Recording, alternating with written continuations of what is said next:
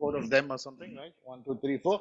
Introduction, growth, maturity, death, or whatever you want to call it, decline or whatever. The key factor here, the key reason that you must understand is that we are doing marketing. And this is from a sales perspective. Because here, it's my product. I am introducing my product. I'm talking about my product's growth. I'm talking about my product's maturing. I'm talking about my product dying. I'm not correlating this with what does the customer think of me. So this is an older way of looking at it. It's mine, mine, mine, mine. And eventually, as we go towards the end of this class, we have heard of the 4 P's, right? What are the 4 P's? Price, product, promotion, and placement, whatever they are. But it's my product you're referring to. It's the way I price the product. It's the way I do the ad. It's the way where I sell it. It's all about mine, mine, mine. But that's not what we want. The 4 P's are replaced. And anyway, that's the beginning of the class anyway. The 4 P's are replaced by the 4 C's, where it's product, it's actually what the consumer thinks of your product. That it's price. No, I mean, it's price for me. What if it is, what if I believe that a dosa should cost $200 because I use the best products? It doesn't make sense. Is it really a value for us? So price gets replaced by cost, and a promotion or advertisement gets replaced by communication. What are you communicating? Yeah. And this is what you're complaining about. Yeah. You see, we can ask them all to come here. We'll go there. No, won't happen. Okay. And the last is place. Come to my place. What's the example I was talking about? Thyrocare. You come to my place. That Thyrocare is the old way of looking at life. You come to my place and get your diagnostic done. So no, it's not convenient. So going back to this is an older way of looking at how a product is. But this is a more advanced way of looking at product. Not every buyer is an potentially important buyer, right? Not every buyer. I was one of the first guys to try out that YOLO, right? YOLO was the first guy. I found it very painful because those tires are actually a pure rubber, and Bangalore roads are the best of the quality roads. So, but then YOLO was so happy when I tried them out. They sent me a message and all that. But then what happened to YOLO? I'm talking more about YOLO. And why did YOLO survive when Bounce died and Yoga? This is the other one. Vogo died. The fun of 4-letter words, but let's not go deep into that thought.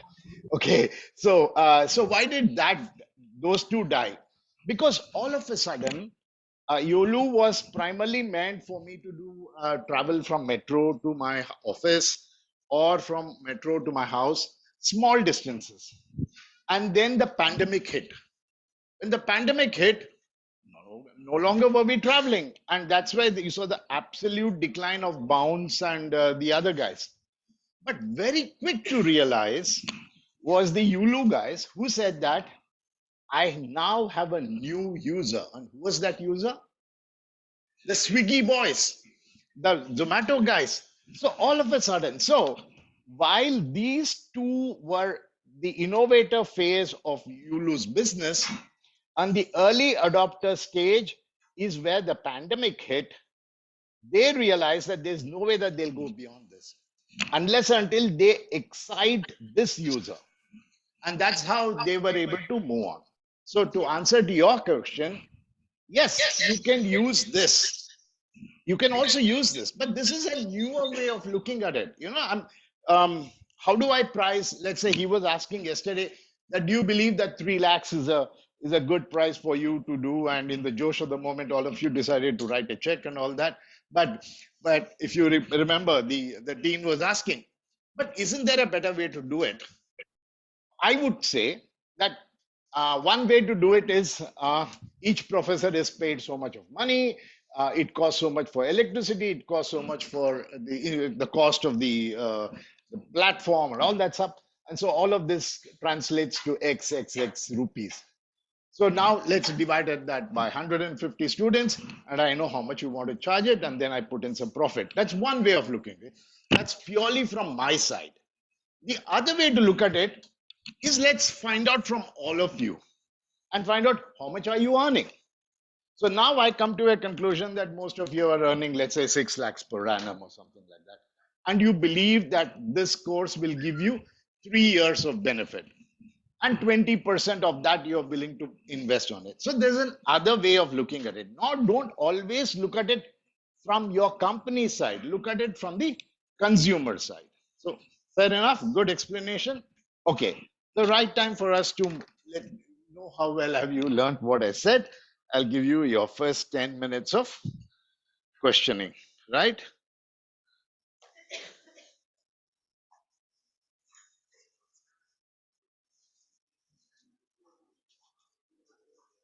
You get graded for this, and so up to you.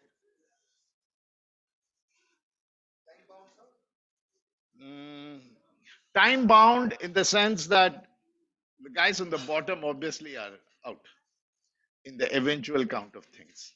Okay. But no, it doesn't have a counter, if that's your answer.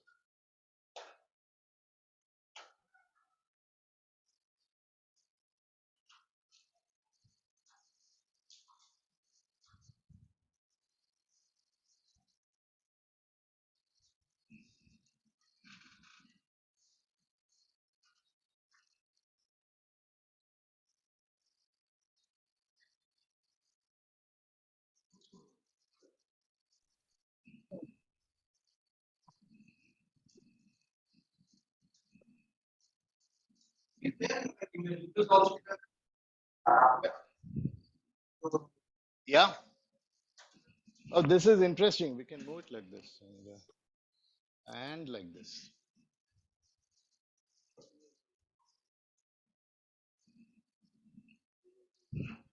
You you can discuss among yourselves, but at your own peril. That is, of course.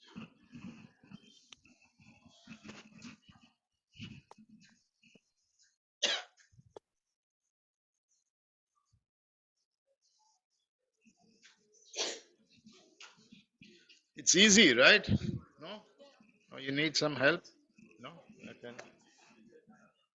Okay.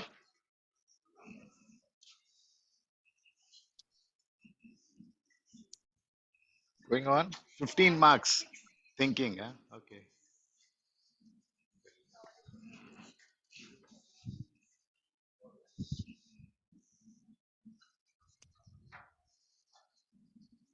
Looks like we are related because I did exactly the same mess in my car, and I came and filled up the water bottle. Oh, it was hot water, huh? Oh my God. Oh, you were the one, huh? Okay.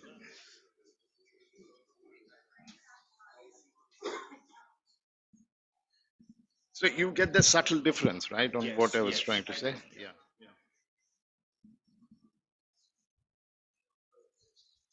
Yes, please. Huh. Hmm. Yeah, you ask friends, they'll help you. PNG, what does PNG stand for? Procter and Gamble or Patanjali and Ganesha, something like another big company. Yeah, yeah. So take a chance. I guess they're basic questions, right? And half of it I explained to you right here. Or you were not paying attention. Okay, but today I gave you something. Oh, let's see the answers. Very simple. Uh, no, no, no, no. I'm not. what do I say? I'm not.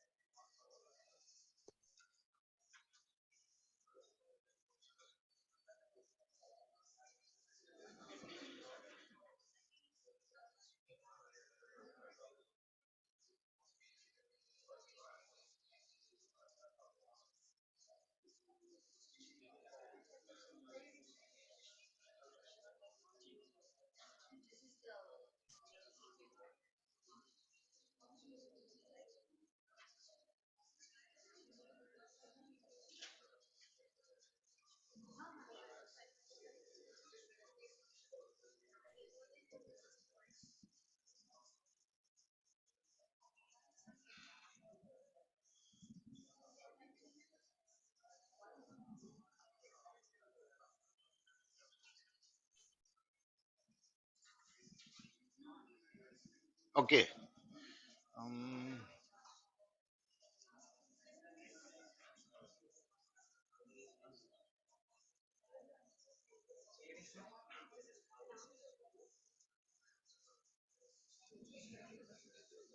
13, 13, 13, 15.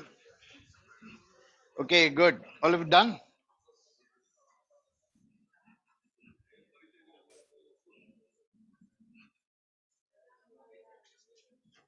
Some of you can pick up the answers from here if you require. There. I'm sure you all can do it, right? Yes, sir. What's the last one?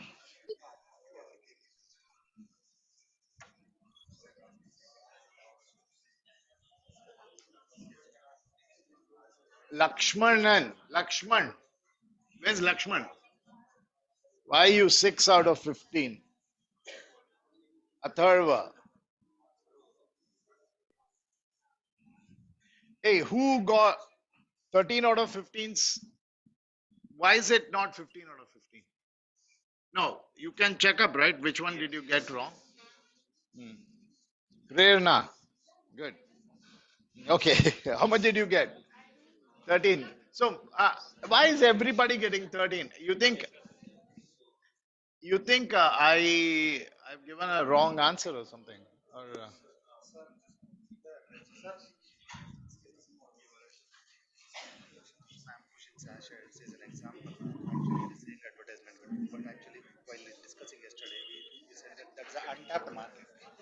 yeah, my mistake. My mistake. One I got it wrong. Okay, one of it is I'm wrong. One of it. Which one? Which one? Ah, yeah, that. Ah, which one?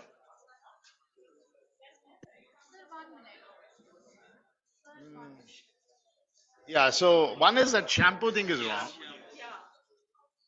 The second.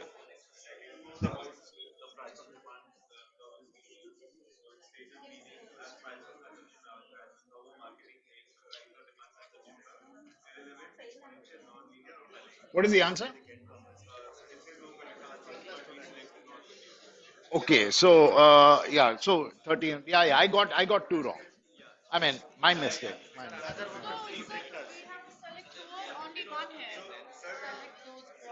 Yes, there are more than one. More than one. Yeah.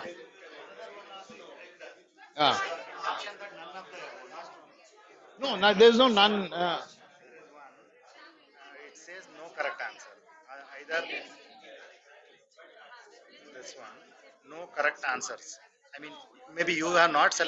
No, non-linear is, yeah, it's a mistake. Non-linear should 15 out of 15. Yeah, yeah. See, when lots of you only get 13 out of 15, then obviously there's something generally going wrong. So there were two typos from my side. One was non-linear, and the other one was actually a new user base. New user base. Okay. Good, good. Sir, good morning. Sorry, I joined late. So this form is for the Just to Maslow's. let you know that professors are not gods, that we also err. We are also human beings, same blood, flesh. Now you're a little more comfortable, no? You thought we were gods and Chunane and all that, right? Okay. Okay, so what is the time? 9:45. I think we should stop. I didn't.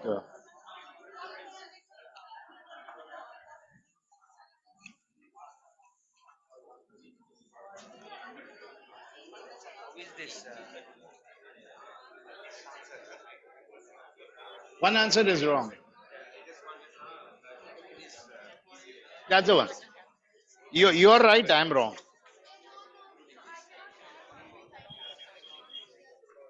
Yeah. Correct. Correct.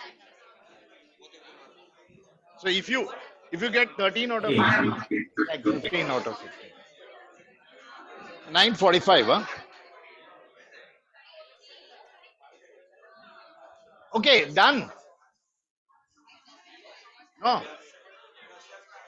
How much? How much? How, how much did you get? Answer. How much you got? Huh? Why? I think this gang has to be broken up. This guy, can I disperse you all in between somewhere? No? You know each other from the same company? Huh?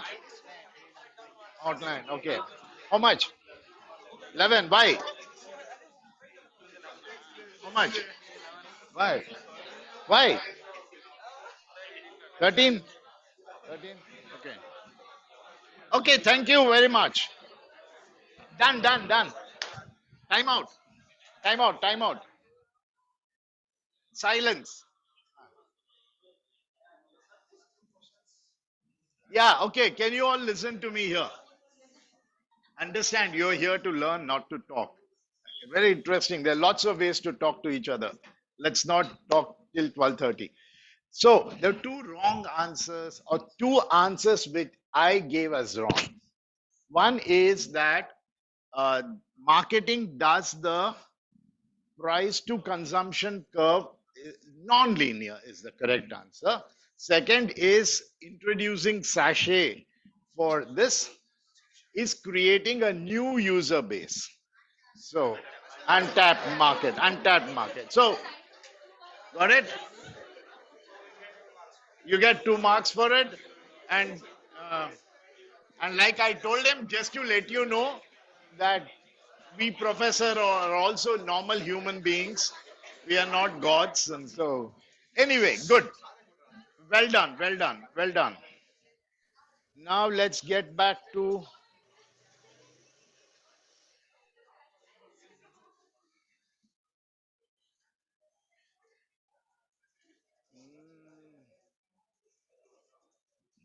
okay. Done, done.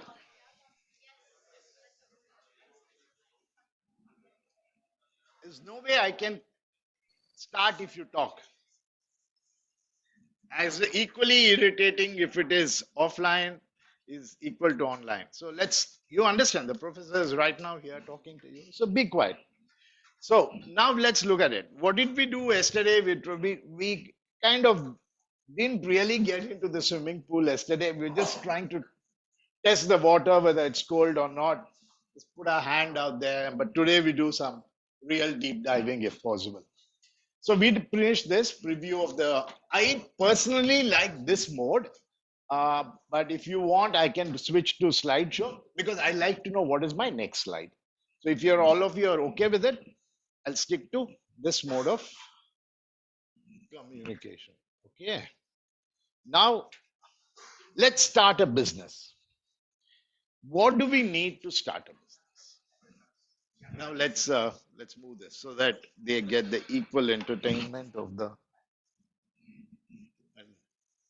So what do we need? Idea. Okay, that's very good. Idea. Idea. Capital. A business plan. Wait, wait. Competition, competition, You need competition. Why do you need competition? to study the market, like any other companies are doing the same, are having the same idea or not. Okay, so let's see this. Let me get, let's get 10 points. Though I'm interested in 5, let's get 10 and then we'll see what happens next. Okay. So what do you say? If somebody said idea, brilliant. Why not Airtel? No, no, that's not what you're saying, right? Okay. Business model. Okay. What is that? Idea, then business model. What is business model?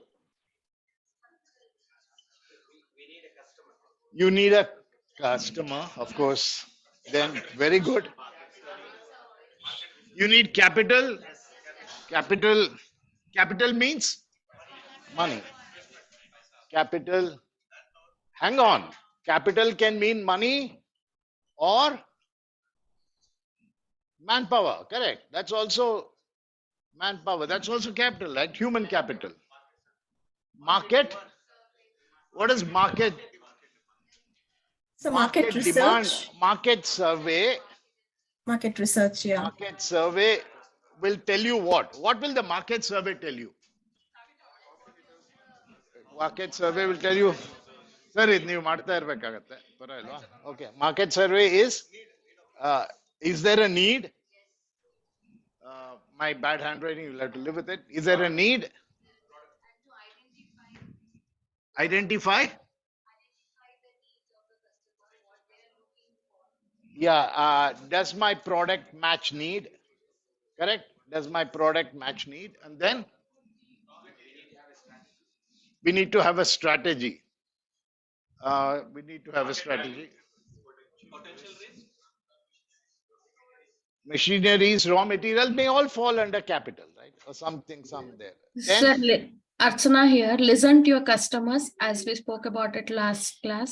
you need to listen. That's part of a market survey. Yeah, fair enough. Archana, good one. Then what else? Know your. Why should you know your competitor? So we have some benchmarking of what he gives you and what do you think I can give, right? Okay, fair enough. Good, well done. Unless and until this, something else unique coming up. Guts, guts, guts is something. Uh, no, there is a no. What he's saying is, yeah, maybe that's a better way to put it. He used the word guts. I wanted to modify what he said. Then he said risk appetite. And we all have this risk. Guts, actually, the word associated with guts is brave and bravado. What is the difference between that, if you know? Being brave is to get up and challenge somebody because you believe that you are there. But bravado is being mad. I mean, just trying to jump, doing some crazy things without human common sense. You need to be brave. And the other is risk appetite. What does anybody, good that you brought this up. What is risk appetite? How much am I willing to lose and still not collapse? All right. For example, I believe that it was a chance that Reliance took when they decided to enter the geo business. And we were among the ones we thought that there are already half a dozen operators. There's a place for another one. And we'll get exactly into that question of risk appetite in about 30 minutes from now. But the point is, so these are all good points and well done. You guys definitely deserve a round of applause compared to other batches you guys have done. Right. Okay, good.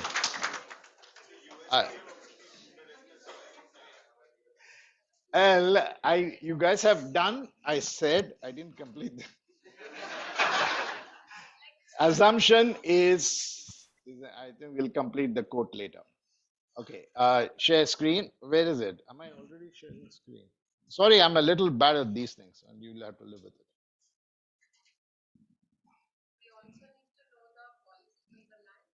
Policies. Yeah, very good. Yeah, are you entitled to do this business or not? right? Yeah, we'll also get there. Lots of interesting points. He said risk appetite. Make a point that we talk about it today. She said policy. Uh, we'll talk about it today. Market survey, no. Yeah, it's all here. We'll talk about all of these. We'll talk about all of these in couple of classes, but these two will do it today. Okay. Yeah, I think we have a good list, and we'll go along with it. So when we do, you said business modeling and a business plan. I mean, I don't think anybody came up with the exact word called a business plan, but I meant somebody who said business modeling was also looking at a business plan. Why should I at all be in that business? So a business plan involves a lot of things, like for example, strategy and finance and timelines, operations, team, and all that. But because we are doing a class on marketing, we'll not be spending too much of time on the business plan per se. There's more like a document for you to read. Doesn't matter if it's on fine print, you will get my copy, so you will do it. But we are going to concentrate more on what is known as the marketing plan. So because we are focusing our class on marketing, we're going to spend most of our time on the marketing plan. What is the difference between the two? Is the business plan is for the entire organization, all aspects of it. And we look at finance, where do I source my material, where, how do we set up the office and things like that. But marketing plan would focus on the marketing activities to make sure that the entire objective of what you're going to do helps you grow forward. Okay. So this is just an initial statement of fact saying that while business plan is there, our class primarily supports the idea of a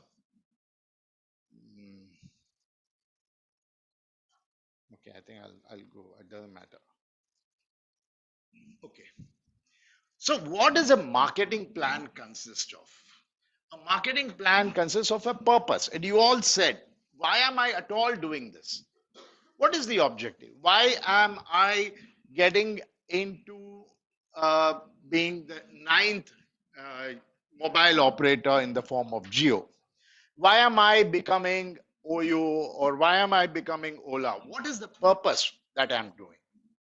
And as you people rightly said, do a market research. Does the market have?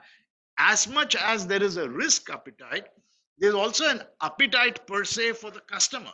Does the customer have an appetite for it? And many a time you would also notice that how many of you know what's an IPO? Initial public offering, a company wants to offer. That's the most critical part of it. They do a lot of timing correctly. Did I time my market correctly? Do it.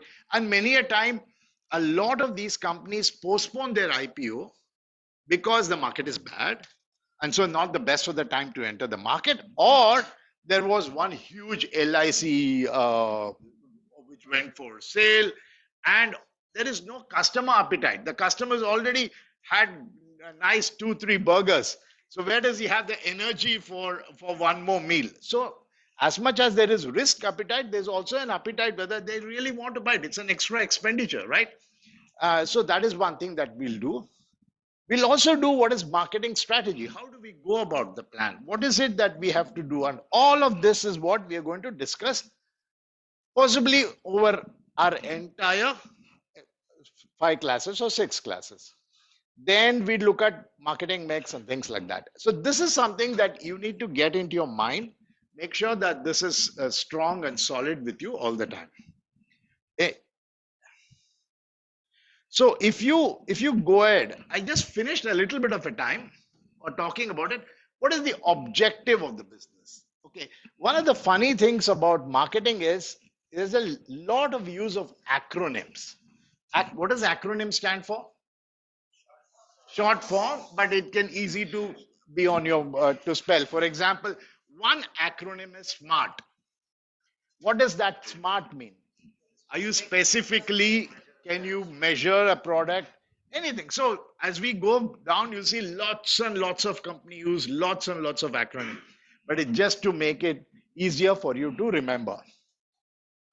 Then, like you have an acronym for the 7 planets. All of you know that, right? How do you remember the 7 planets? Yeah, so that makes you remember so that it goes like this, or board mass for that matter. Okay, so these are the first part of the activity that we will do. Look at market positioning, business market target, and marketing activity. I just broken it down for greater detailing.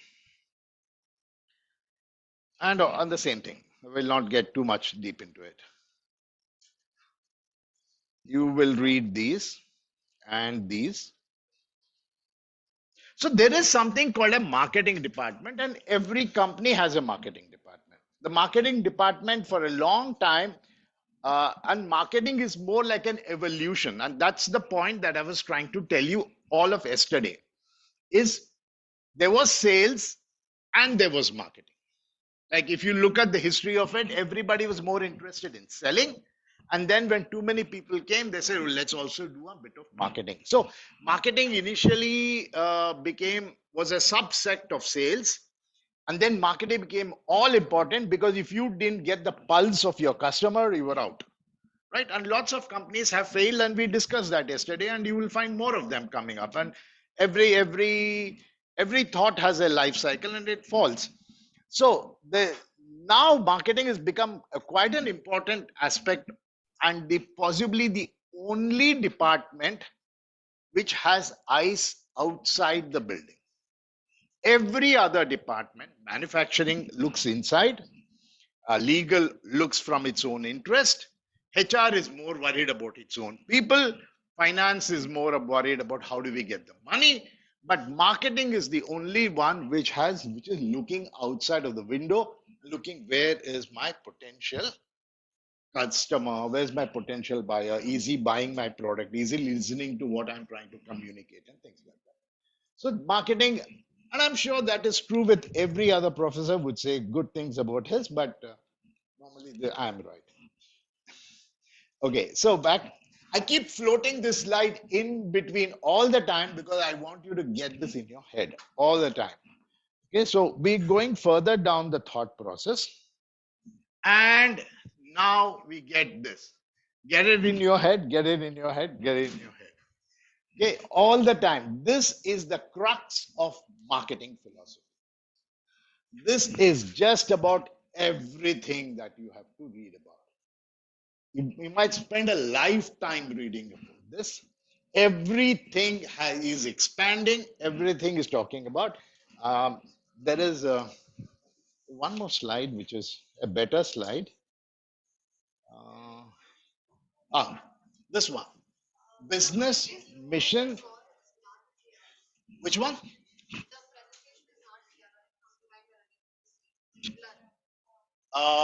What is it that you're not able to see? Which part of it?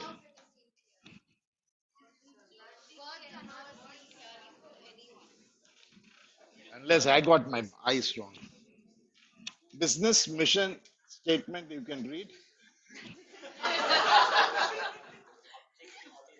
But you can't get what's a fine print there. I read it out loud for you. I'll go reverse. Head yours in, get this. Get this in your head. Get this in your head. Very simple. Don't worry, you'll get all of this to read many times in your people. No, it's not there. I'll upload them today. No wrong questions, please. Remember, there are no wrong questions. Okay, so back to this.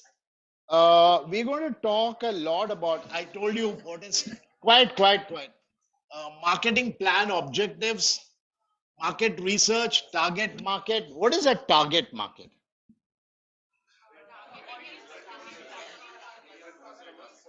Okay, we get into target marketing as a specific topic under segmentation, targeting, and positioning.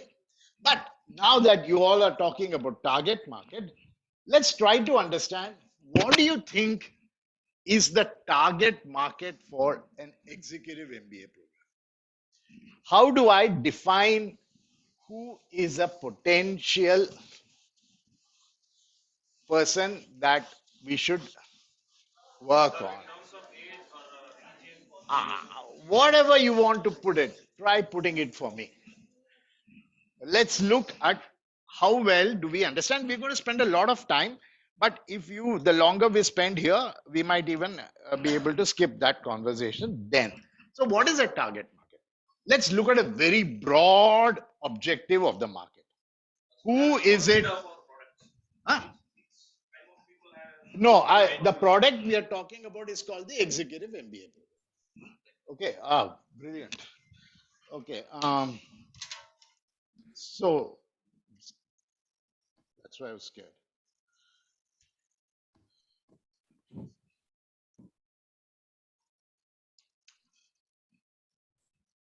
Okay, forget it. Doesn't happen.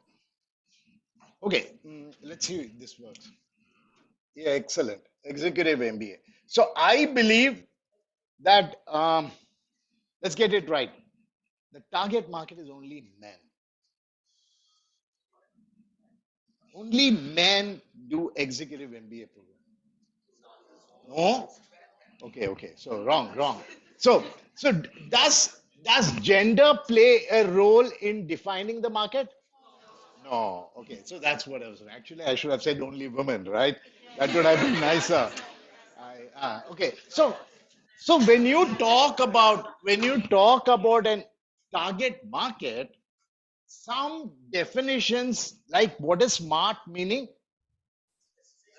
measurable. Does it really matter whether the one who applied for the course is a woman or a boy or a girl? Doesn't really matter. So there are many parameters which don't qualify. They should be a graduate. I guess that's a default, right? And they should have a minimum of X number of years of work experience. And what else do you think is the target? Right skills. I think that's not true. Currently working or not, subjective. What else?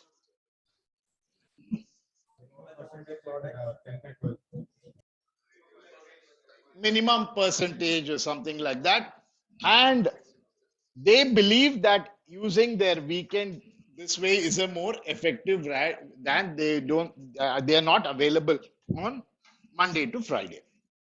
So that's what we're trying to do. Target market. We spend a lot of time on that. Then SWOT analysis. Everybody know what's a SWOT analysis? So when you know Yes, sir. this, we will do something else other than SWOT. Okay. Then so now we're getting into what is known as the business vision and mission statement. What is a business mission and vision statement? Every one of us must have some vision. Where are we heading? Where am I today? March 2023. I believe that I am on the crux of a job change, or my job is at stake, or I believe that I should grow further. And so I must have some vision. 10 years from now, where will I be? And 20 years from now, if possible, if you really have a vision like that, 20 years from now, interview, there are all kinds of jokes out there. So where do you see yourself 10 years from now in your seat then? That's what the guy answers. And so I don't know whether he gets the job or not. So we all must have what is known as a vision and mission statement. So every company must also have a vision and mission. So what business are we doing? What are the markets that we are focusing on, and how do we get there? So let's spend a few minutes trying to understand what is a mission statement and what is a vision statement. Which one is closer and which one is farther off? The vision is very far off. The vision 10 years from now, 20 years from now, 6 months from now. As a matter of fact, 17 months from now, this whole effort should pay you in some way, right? I guess if you don't, truly believe me, it's money bad spent. If you're not able to tap on this, because if it's some 2 lakhs or something, 2 lakhs into 8% rate of interest, if you had invested somewhere, you would have got this amount of money. So if you don't have 2 lakhs into 80%, you've really not done well. So 3 years from now, you should not only have made the money, but quadrupulated. But that's anyway your problem. So the vision is, where would I be? Long way away. And may I know, why are you all writing? I give it to you and you can make copies of it. Don't write. Sit down, just absorb here. Okay? I mean, but if you have a habit of writing, you do. I have a habit of doodling. I won't be actually writing. I'll be just writing crosses and things like that, because that's the way it gets into my head. I'm just telling you that you get all of these onto your thing. So the mission statement is, what is wrong with the world and how do I fix it? Then how would the world look after I have fixed the problem? What is wrong with the world? The people are writing there on the notes, and it's distracting me. And what is the vision? Once they stop writing, wow, I get all their attention. I mean, just joking. Okay, so these are vision and mission statement. Let's look at some great individuals who have some brilliant vision and mission statement. This is the American Marketing Association's definition of a mission statement. I will not read that slide. I will leave it to you. I'm going to talk about these 3 characters. You know all of them? One of them you're regularly giving business on a weekly basis. Okay, so this is Elon Musk. This is Jeff Bezos. And this is Richard Branson. We know all 3 of them, right? We know all 3 of them.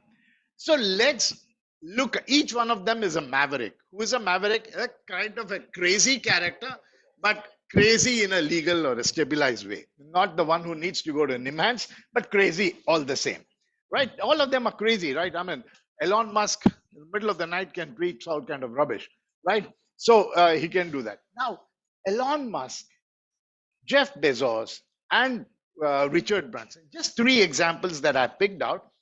All of them are looking at their businesses and looking at their vision and mission statement. What does the mission statement say? What is wrong with the world and how will I correct it? The vision statement said, after I have corrected it, this is how the world will look like, right? So Elon Musk believes that the earth is dying. Why? For lots of reasons. Overpopulation. Oh, by the way, there's not going to be overpopulation anyway. I don't know how many of you read that article saying that we are now 7.2 billion as a population, world population, and we may never hit 8 billion. Because every country there's a decline in population. I mean, Japan is declining, China is declining. So anyway, so the point is, earth is dying because earth is becoming too hot or earth is getting polluted. Lots of things are going wrong. Earth is dying. That is the problem statement. Jeff Bezos also believes that earth is dying. So both of them have a common thought or a problem statement. What is the problem statement? The earth is dying and I must do something about it. Jeff Bezos says the earth is dying. It's time for us to find a new home. So he believes that mankind has now reached a situation where he will have to move out of earth and go and settle in Mars, because Mars would be the next best place to stay.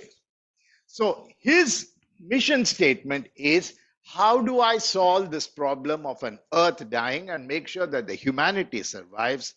And my vision is a next habitat for mankind in Mars. So how does he get about his mission? The final objective is to go to Mars, correct? Final objective is to go to Mars. Earth is dying, but this problem is known as the mission. How do I get there? So he says, I'm going to make cheaper rockets. I'm going to make space travel cheaper. and I'll ensure that we are able to move there. That is what is the definition of a mission and vision statement of Elon Musk. Now, Jeff Bezos says, yes, Earth is dying, but he has a small fundamental difference. He says, Earth is dying, but this is my Earth. This is my home. I'm not going anywhere from here. What I'm going to do is all polluting industries, I'm going to move them from Earth to another place. It all looks crazy, but it's the craziest of the people who come out with the best of the solutions. It was crazy when Columbus said that I will go west to find India, because half the world didn't even believe that the earth was round. But that is what drives the market. It is absolutely craziness of an idea with an intent for a better thing. And of course, he didn't go very far. He landed up in America, but then he would have reached India had he done that. So he says that all polluting industries, I will move them to another place and I'll make Earth livable. So each one of them have a definition of what is a vision and mission. And trust me, I'm very confident that all of you, at least a couple of your kids will be taking a flight to Mars. And it's very much possible. Things that was unimaginable is now possible. Now, Richard Branson is another crazy character. He says that gone are the days when people would go to Thailand and Maldives for holidays and this one. This is my new space to visit. It equally looks funny. $50,000 or $500,000 for 2 nights in space looks like a crazy idea, but that's how all crazy ideas are. So just one sector that I picked up because I'm part of this sector. So you look at how vision and mission statements behave, right? Are you following me? Yes. So we have more vision statements. Infosys. He said that I want to be a globally respected corporation. And mission, how do I go about it? What is the vision statement of Microsoft? A personal computer in every home running Microsoft software. But how do you do it? You go there by helping people to do business in a full potential manner. So each of them have, there is also a nice vision statement for Facebook. But most importantly, vision and mission statements change. That's most important. When Airtel started their operations in Delhi, they said that we want to be the Delhi's best in telco or Delhi's best mobile service provider. And then when they achieved that, they said we want to be India's best telecom provider. When they achieved that, they say that we want to be a world-class telecom service provider who delights the customer. Now, even that, because they no longer want to use the word telecom, because now there are lots of things that they are doing. Look at their vision. The vision is so very nice. Our vision is to enrich the lives of our customer. Our obsession is to win customers for life through an exceptional service. Are they talking about their product? Are they talking about telecom? Are they talking about, they have, I guess they have lots of other DTH services? No, they are talking about giving a totally different experience without even mentioning the industry that they're going to be. That's the kind of a vision that they were looking at. So remember, vision changes over a period of time, and vision is something that you see very, very far away. And if I could say, I just got an idea, is that I would say that my mission would be at the end of these 18 hours, I want you to have a nicer idea of marketing and see what you can do to your own company from a marketing perspective. But my vision would be that 10 years from now, one of you are going to be a CEO of a Fortune 500 company. So if I want to get my mission right, I must make sure that in every class, I have a dedication to make you all learn. So a vision gives me where I'm going, but a mission tells me the track that I'm going.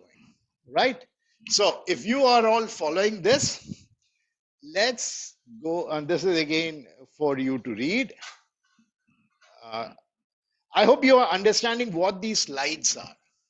These slides are the details of what I've been talking about. So when you really want to read for your exam or really want to understand, these give you the actual language that you need to be. This is okay.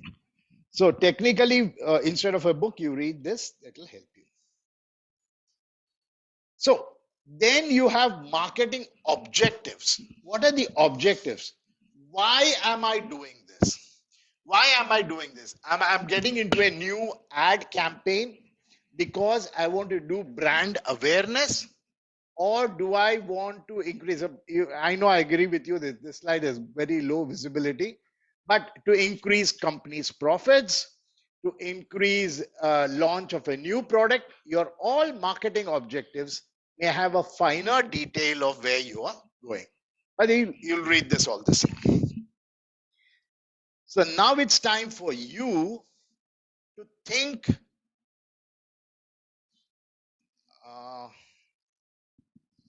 Yeah, I think I leave this. Now it's time for you as a group. You can join up 5 or 6 of you together. Choose any one of these. You know what is IPL? You know what is Serum Institute of India? I just chose Prestige Developers, Bangalore Metro, Nike, Uber, Geo. You don't want any of this. You can choose your own. I'll give you 10 minutes. Group up and do a nice vision and mission statement. All of you will group up and write one vision statement. So for every 2 benches, I guess you can have one group, or maybe 3, whichever way it is. And amongst you, you can decide who comes up with the best vision and mission.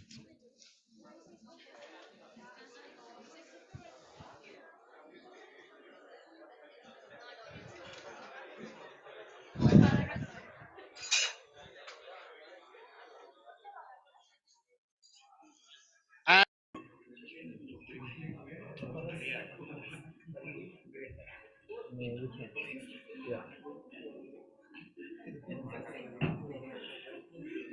okay, this one. Right.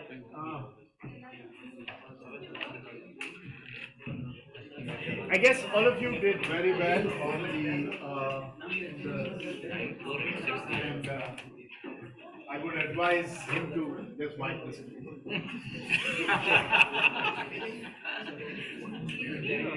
Okay, you got instructions for this to be cleaned? Okay, go ahead, clean it. Clean it.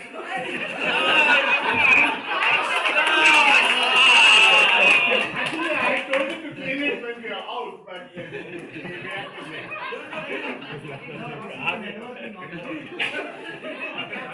We have it in WhatsApp. And we'll continue very much. Okay, good. I hope you all understand that it should have been clean, right? Yes? Yes, sir. Because all of you have done good, and congratulations. So anyway, more. We have exactly an hour and 20 minutes and lots to be covered. Pause recording. Okay. So what were we trying to do is to get to this one. Where was that? This one. So now, sir, they're not coming.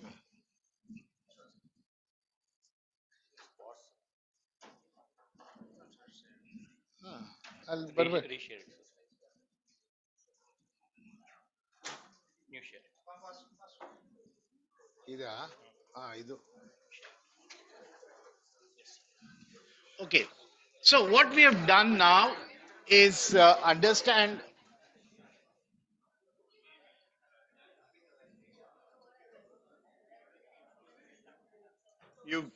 You've another 2 Google forms to be completed today, and I have a lot of AC. Step out. There's a security guy. Even I want. Can one of you tell the security to bring down the AC to 18? Or it's very cold.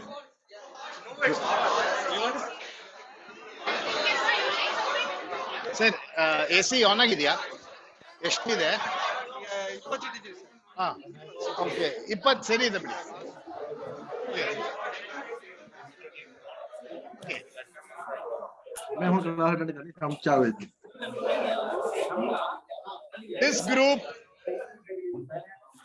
This group will be vertically split effective now. 3 of you will move there. You are distracting me. And it's a serious allegation. Can you assure me silence?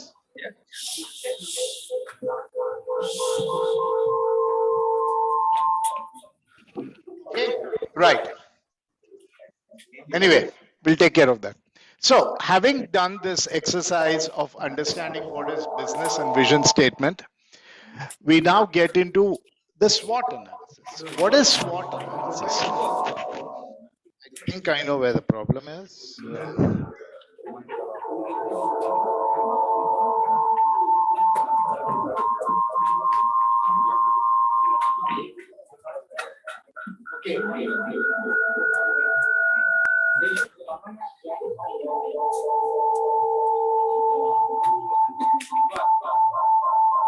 Where's the problem? Hello?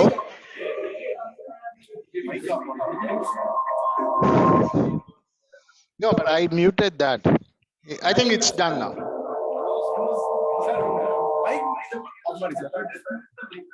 Mic off ಮಾಡಿ.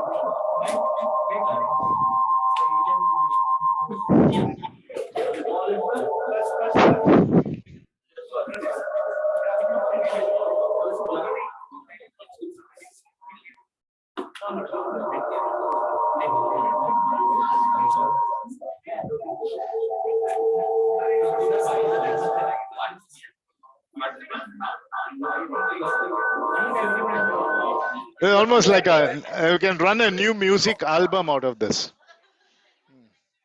Yeah? Better? Perfect. Online खुद ही confirm कर देंगे if they're... Yeah, perfect. So, online, can you hear? Niranjan? Yes, sir. Yes, we can. Okay, perfect. Thank you very much. And your name, please? Rohit? Well done. Yeah, so Rohit, fix. I think we fixed it, but make sure it's fixed well. I think it's fixed, no? Okay, so we are now getting further, having had some good understanding of mission and vision statements.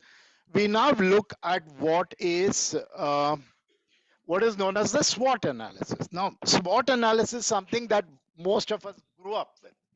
I think in this audience itself, nothing wrong in admitting that you don't know what is SWOT, but I guess most of us know what is SWOT. Anybody who says he or she doesn't know SWOT can liberally raise his or her hand, right? So SWOT is understanding. SWOT is understanding. Why is it again that I don't have?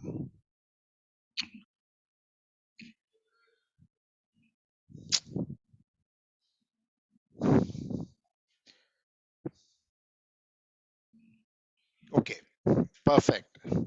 SWOT is when a company looks at itself. Am I still on the wrong slide?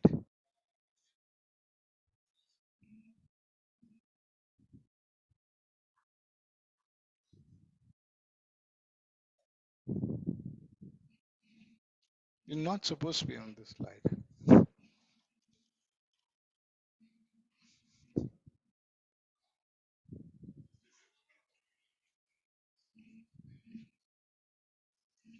Okay, fair enough. Got it finally. When a company starts looking at itself and says, how good am I? Am I really strong? Am I really have? And we do a SWOT analysis. The best way to look at it is every team does cricket team does a strength, weakness, opportunity analysis and things like that. So how strong am I? What are my weaknesses?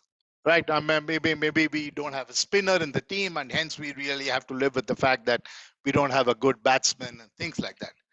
And these two are internal. This is my problem. If you're not strong, that's your problem. You should have been living on proteins to make yourself strengthier. The external problems are, what are the opportunities? Am I really addressing an opportunity? What is an external threat? I have a competitor who's going to be there, and as long as that competitor is better of me, there's no way that I can get better, right? That is the fact of life. Now, what has happened is, a couple of years back, or probably a year back, when I was reading the Airtel annual report, I noticed that Airtel refused to use the word SWOT. They said, we are a company which cannot have weakness. We can only have challenges. And I was very impressed by what they said, is because weakness is, admitting that you are not there. Challenge is something that I can overcome. So I don't call it SWOT anymore. I believe we should call it SCOT. So strengths are those that an organization has within itself. Like, what are your strengths? Things that the company. Why am I struggling with this?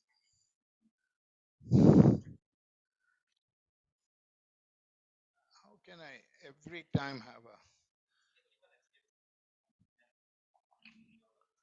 Okay, hopefully. Okay, things that the company does well. What do you think a company does well about? Tell me. What are good things that a company can do? They can come out with a quality product at a competing price point. Okay.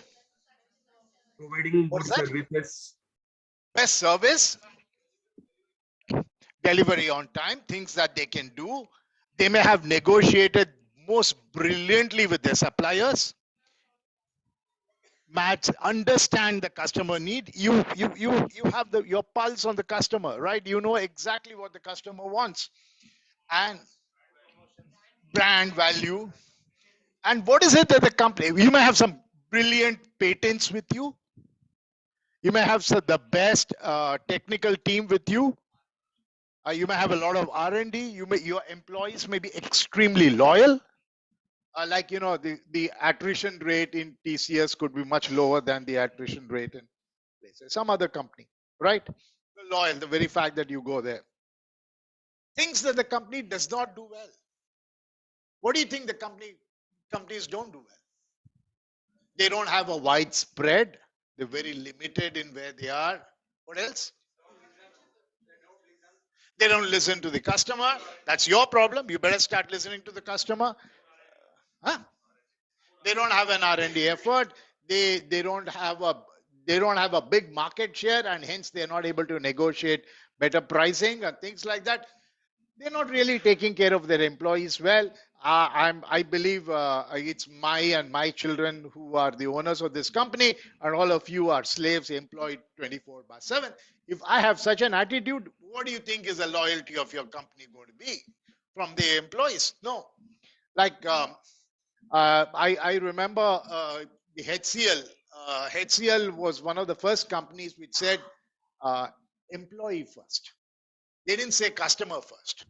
They said employee first. We believe that the employee comes first, because I will find another customer. I'm sure I'll convince my customer, but my employee, they spend 9 to 5. Technically, post pandemic, you don't spend 9 to 5. You virtually spend 24 hours. I gone are the days when I could shut down my computer on Saturday, Friday evening, 6 o'clock, and get up at morning 9 and say on Monday that I'm back to work. Doesn't happen.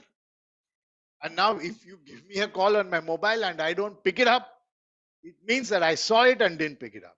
And WhatsApp tells you that, you know where we are heading. So strengths and weaknesses are internal to the company. You can solve your strengths and weaknesses.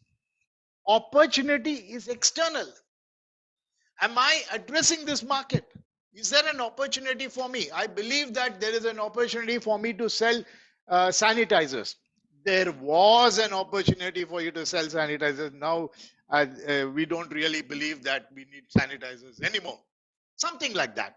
Is there a market available? Then threat. What could threats be? Like she was mentioning, threats could be political. TikTok, we'll go to TikTok exactly 10 minutes from now. But TikTok said that what was wrong with TikTok? Everybody liked it. There were strengths, there were no weaknesses. Actually, TikTok was my weakness, right? We were spending hours looking at TikTok, and TikTok for me was the greatest break that I would have before I plan the next strategy or something. We'll watch, get some idea, go back to work. But now, why did TikTok stop their operations in India? Because of an external threat. Great opportunity, but the government of India said, sorry, we don't want you, Chinese or whatever that is. So every company can spend their time looking at the world, saying that things that are good for me, these two are your problems. You can't come back and tell me that my company did bad because we had limited strength and weaknesses. That's your problem. You can come back and tell me this year was a bad year because the pandemic, the opportunity was there. The government of India did not allow us to open our shop. That's okay. But so remember, most important, strengths and weaknesses are internal to you. Opportunities or threats are external to you. Okay, so this is probably the only slide that I'm going to spend on SWOT because most of us know it. How can I can't go back every time with this.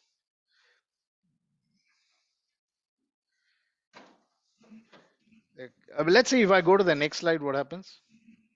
No, I think there's some problem. Yeah. Anything is fine. Let's get it working. Let's see if I can also get somebody here.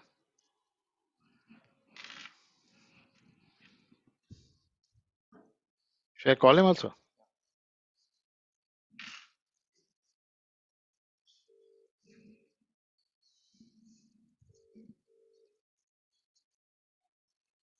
Arvind, I'm having problem with the slide. Okay, so the strength, what are your strengths and what are your weaknesses? This is what it is. Let's see if I can move to, can't move, no? Let's go to,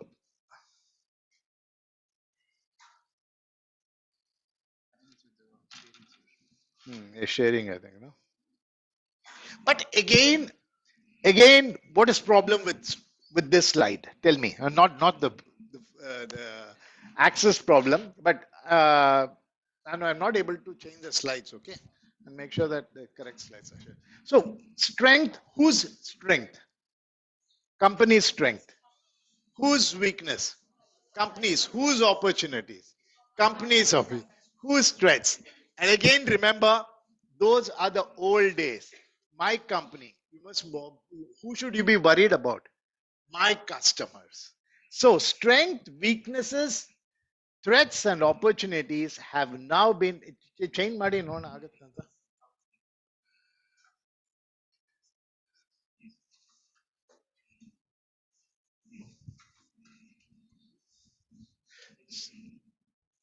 It's happening, no? Okay, perfect. Thank you very much. It doesn't matter. I don't want. So strength, opportunity. If I go full slide, it'll still work. You guarantee me that? Go back. Perfect. Okay, perfect time.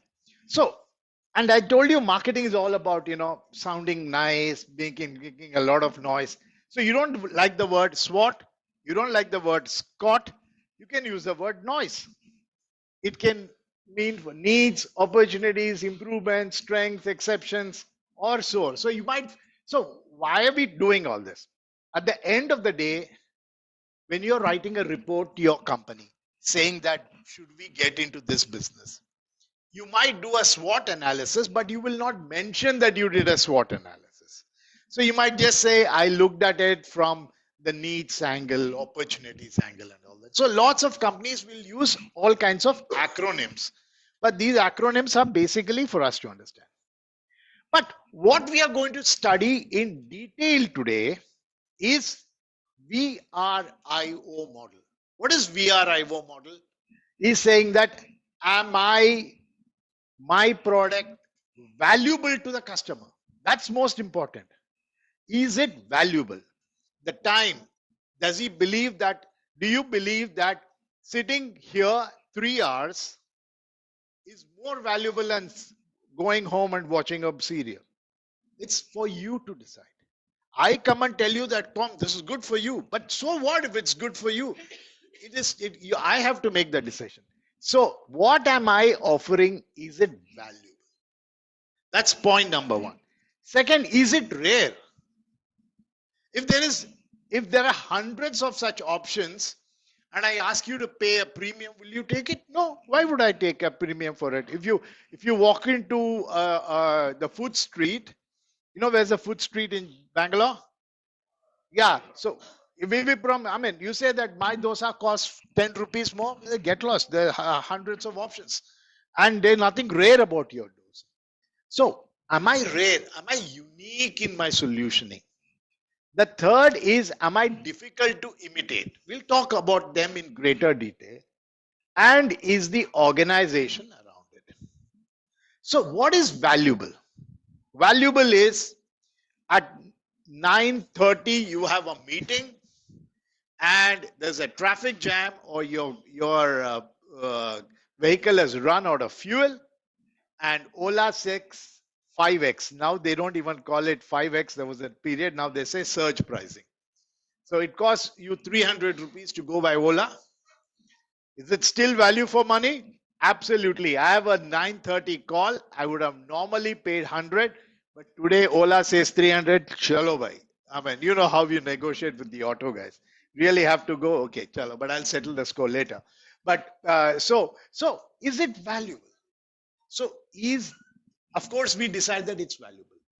But second, is it rare? Am I doing a product which nobody else has to offer? How unique is my solution? If that solution is unique, people will come running to you. How rare is it? We'll talk about options which are rare. How difficult is it to imitate? That means that tomorrow, all of us remember that I recall there is Ola and Uber. At one time, there was supposed to be a new service called Tiger. What is that? There was a new third provider, I think from competing with Ola and Uber on the car segment. Mine. So why are they failing? Why are they not able to do it? Is because it's difficult to imitate. Right? It's possible for you to just quickly set up another 100 people show and run it. So, is the product valuable? Is the product rare? Is the product difficult to imitate? And thirdly, is there an organization to run around it? Now, let me give you with one example. Valuable, we have a lot of examples. Is it rare? Well, like the example of one example of rare I'll give you is a couple of years back while I was working working out of Kormangla office. One fine day I stepped out of my office probably 7-8 years back, and I saw this. I told you we're going to spend a lot of time talking B2C because it understands you guys understand better. Class 4 onwards we go B2B. So there was this street vendor which says 99 varieties of dosa. I was absolutely excited by that idea, saying that 99 variety. I've grown up with thinking that 3, maximum 4 varieties of dosa. I was pretty excited about it. I ran back home. I told my wife, come, I'm going to get you a treat of a lifetime.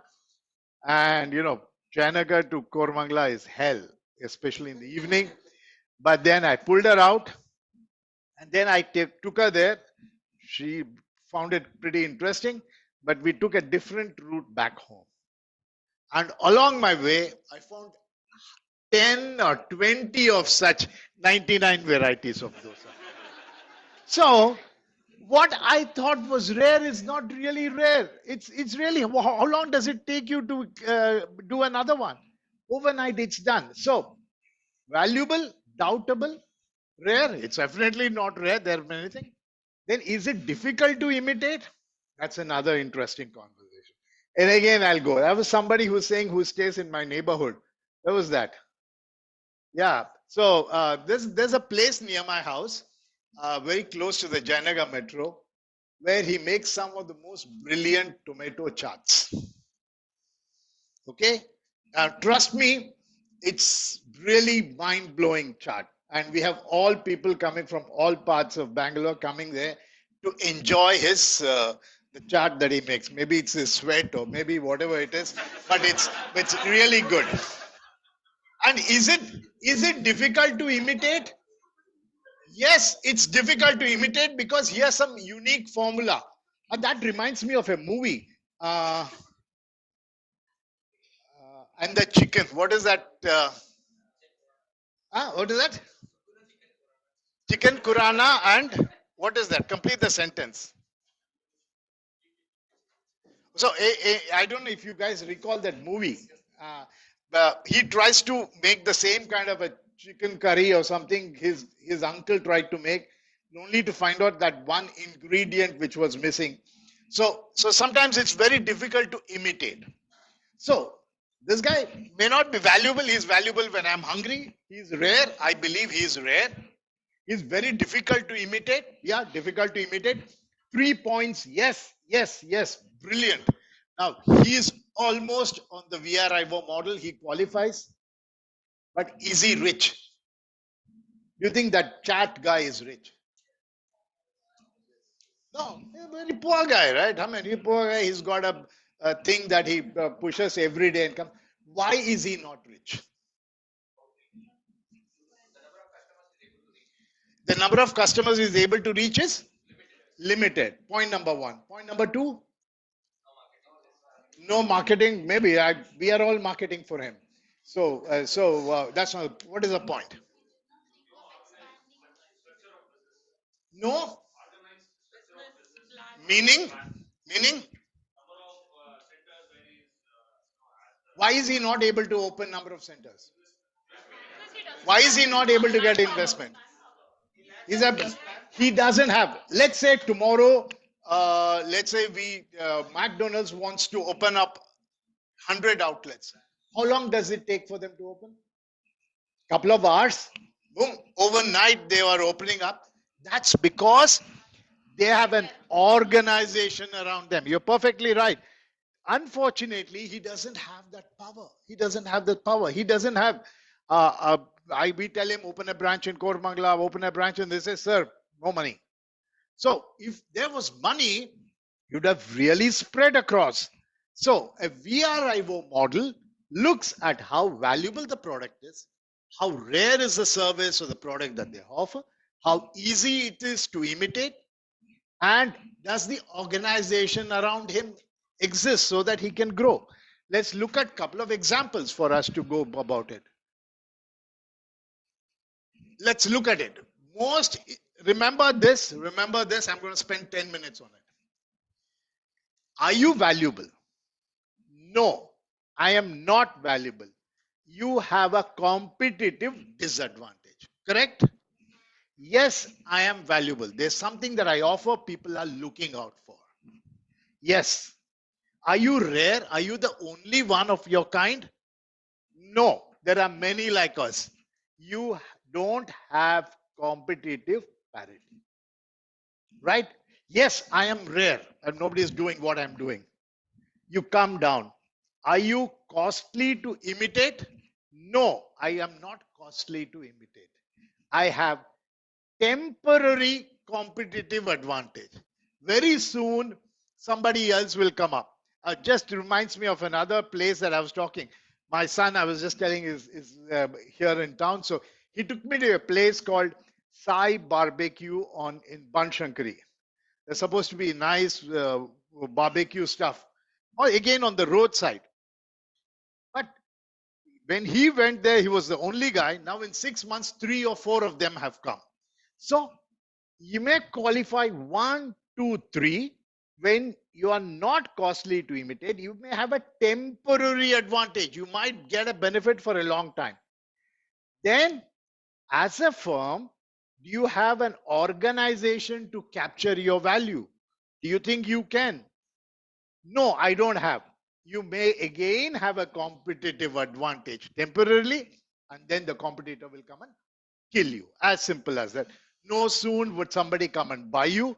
Urban ladder would be bought, or something else would be bought overnight. But if you qualify in all of them, then you have sustained competitive advantage. So remember one thing. VRIO model, and you will be asked questions.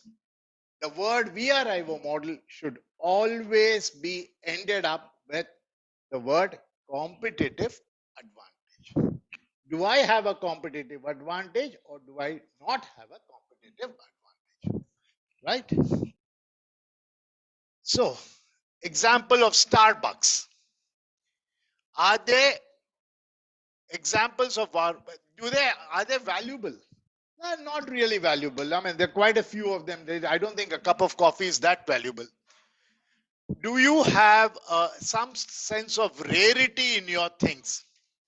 May not be. The most coffee are there. But then do they have some kind of a model that they can sustain? Yes, they have a solution. I mean, they have a huge organization to support them. So that is how you go through an example, position each of your product and say whether you have a competitive advantage or you don't have a competitive advantage. We'll look at one of them, which is another model, TikTok. Is TikTok valuable? Yeah, because 1 billion users are having endless way in which they use TikTok, right? Lots of people are making movies, they're making the money out of it. And so definitely, without doubt, TikTok is a valuable product. Is it rare? Although YouTube offers a huge platform, TikTok is much easier. TikTok got banned, we have shorts and what are the other things that have, but nothing has really replaced it because the kind of convenience that it offered. So you only need a phone, and it is as simple as using video for sending it to WhatsApp, and so therefore it is a rare product, right? Just as an example. Third is imitability. Yes, it is not easy to start a video sharing network. They have a lot of uniqueness that they have. Uh, so they believe that TikTok is not easy to imitate because they have some software algorithms which helps you to move around. And is there an organization behind it? TikTok is owned by ByteDance, which has got a revenue of $7 billion. So you can take a conclusion that TikTok is a product with a solid competitive advantage. So that's one way of looking at it. So are you all following the VRIO model? Any questions? I had some examples more of it, but we'll go about it. Okay,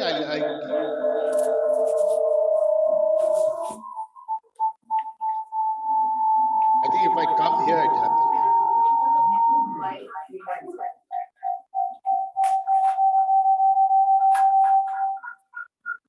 Okay. Now, better? Yeah, I think the farther I stay away from this. Yeah. So we're talking about 3 other factors and 11:30. Okay. We're talking about pestle, macro, micro businesses, red and blue oceans. Any idea what does pestle stand for? That will be pastel. So I'm scared to go there now. Don't bother fine print. It's meant to be fine print so that I can tell and you don't look at it. Okay. So pestle stands for political. E is for economic. S is for social. T is for technology. E is for environmental. And L is for legal. So, external factors. SWOT, we had external factors. What were the external factors? The threats that you could face. So, what are these threats or opportunities? One could be a political threat. What do you think is the political threat that we are facing today?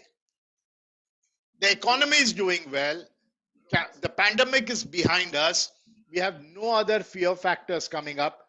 But why aren't we cheerful? Because of the political fight that is going on in Europe, lots of things are going into an imbalance. So political.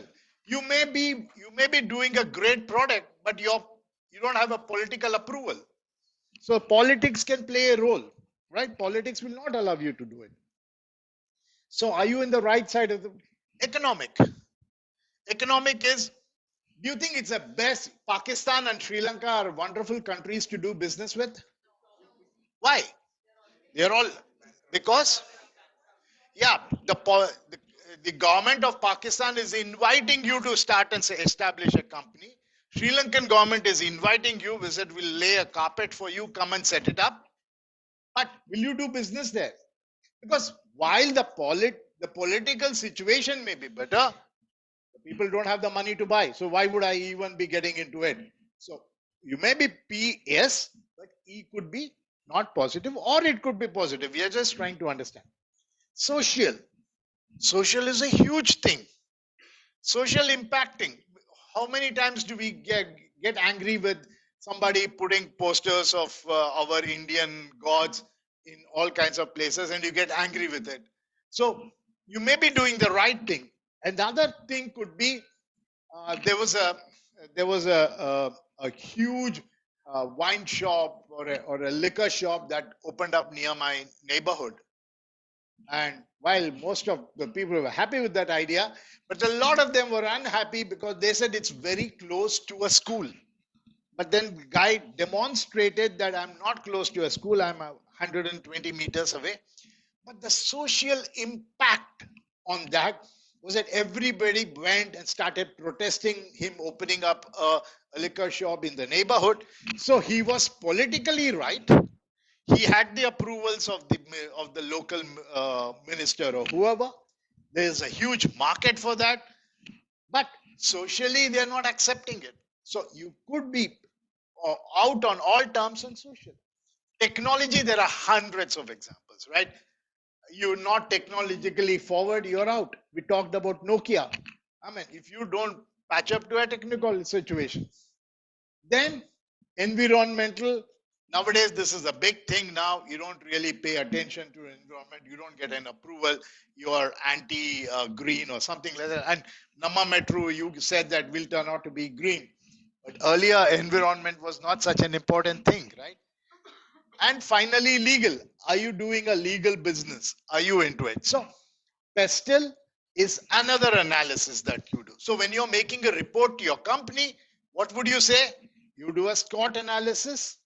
Then you say, I'll also do a VRIO. And then I'll do a PESTEL. So, now when you're making a report to your company about a new business, you will do this as well. Are you following me? Okay.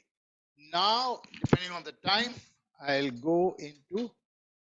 skip this and move here. I'll come back to them later. Let me drink some water.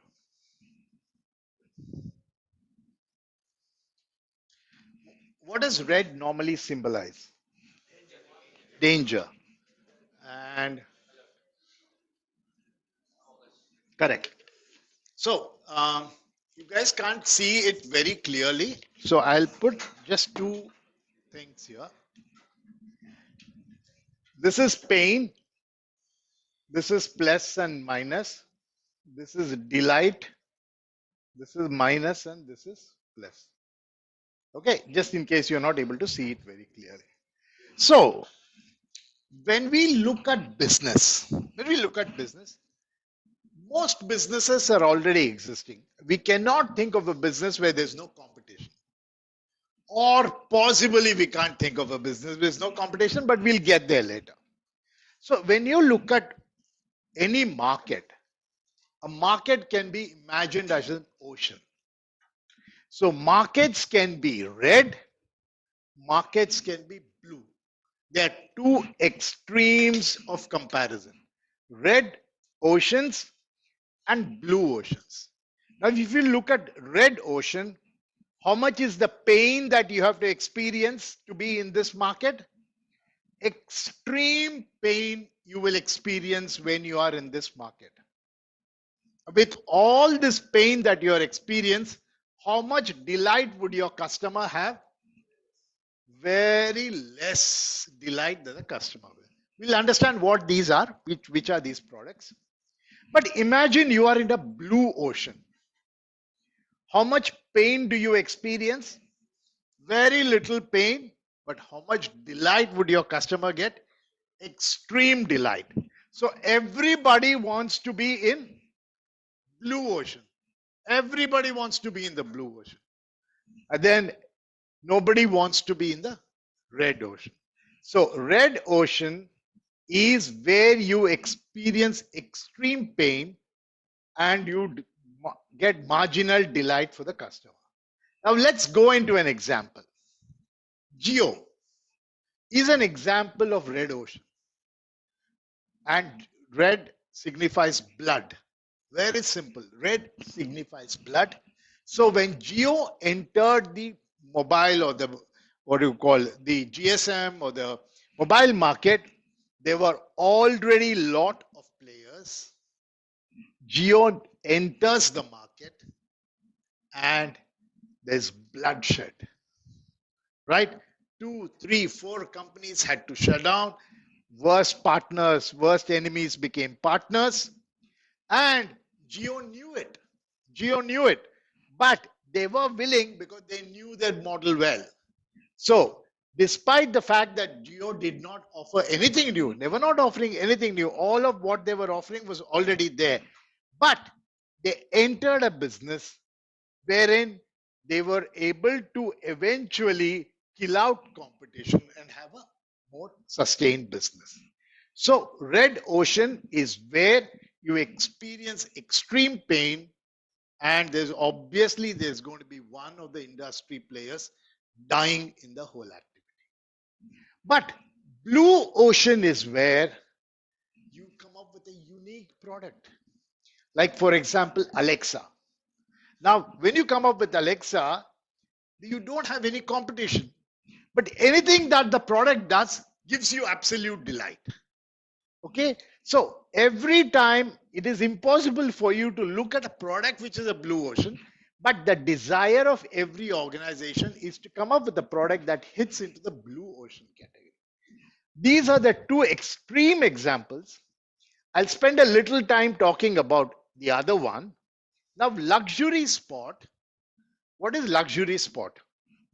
Where you have large amount of pain, but you also have great amount of customer satisfaction. A typical example of that would be an Apple Watch. Now, what's different from an Apple Watch to another watch? Just about the same. This is an HMT watch and it works equally well. But once you are able to understand the pain, the customer is going to be so excited about your product and he's willing to pay through his nose to have your product. So the service that you're offering is no different, but Apple has moved much more, right? Apple says, I'll do all kind of analysis, I'll do your thing. But the initial, or a Rolex watch for that matter, or a Citizen watch, or somebody else, Omega watch. A watch is a watch. We both do the thing. But the pleasure of organizing that sector is out there. Then Oasis. Oasis is, if you can't read this, this is called stuck in the middle. What does that mean? Let's look at Amazon and Flipkart. In my opinion, Amazon is the leader in metro cities. Virtually in metros, most of us are, I don't know how many of you prefer Amazon over Flipkart? Most of us, right? But the same may not be true in the secondary cities because Flipkart has a larger market. So Amazon believes that it's best addressing metro city customers. Flipkart believes that it's best addressing tier 2 cities. Now you also have Snapdeal. Where is Snapdeal? Or you also have Tata Click. Where are they? They're stuck. They neither belong to the metro's preference, nor do they have the reach and the organizational capability to go to 100 other cities. So they are the ones who are stuck in the whole thing, right? So this is what is known as markets and oceans. Okay. Now, this is more of it. I'll give one slide which tells you everything. Blue and red are the only things that you need to worry about. Blue, create uncontested market space. Make the competition irrelevant. There's nothing great about the competition. Capture a new demand. Here, red, compete in existing market space and make the value trade-offs really challenging. Pursue low cost or differentiation. So you understand the two things: create a new demand, exploit an existing demand. Attract existing customers, attract non-customers. This is the two difference between the two. Okay. Now, I'm going to give you exactly 5 minutes to be able to fill in. I will see that later. All of you have to get onto your Google form and in 5 minutes give me an example of a red ocean and a blue ocean. Don't upload that file because I'll give you another one later on.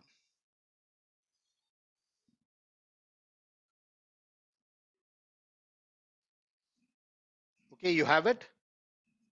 Yeah, there is one which is called the Gardener's Magic Quadrant, which we will complete now. But there's also blue ocean and red ocean. Can you show me your file? Able to open it?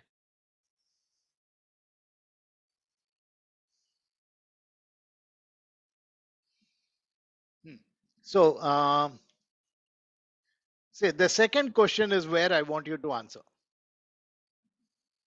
Select two oceans or markets and give an explanation. Okay, answer the second one. Don't upload that file, but when we complete GMQ, you upload it. So what I want you to give me is name a company and tell which market does it stay in. So I want one blue ocean example and one red ocean example of a company. No, question number 2. What is first question? Yeah, first is yeah. But don't upload. Keep it like that. Yeah, name a company. See, tell whether it's in which market and explain why it is in that market. Are you following me? My job is to clear any doubts that you have. So I believe that she is a little confused. Making sense? Yeah. Company and market. Okay. I'll give you 5 minutes to do that. Those online also go ahead and do that. And then I'll get into the next slide.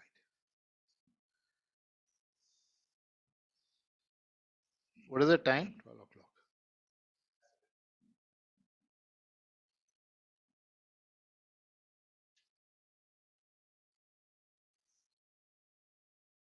I'll skip all of this for today and go to another one.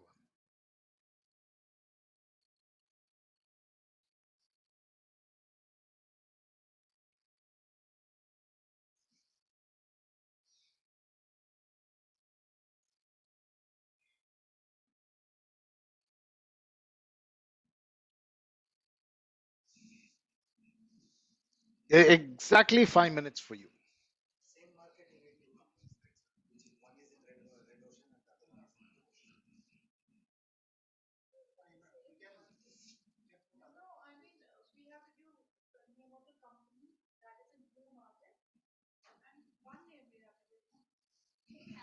Yeah, anything. You give me, I prefer giving me one example of red, one example of blue. But if you find it trouble, give me any one example. Is good.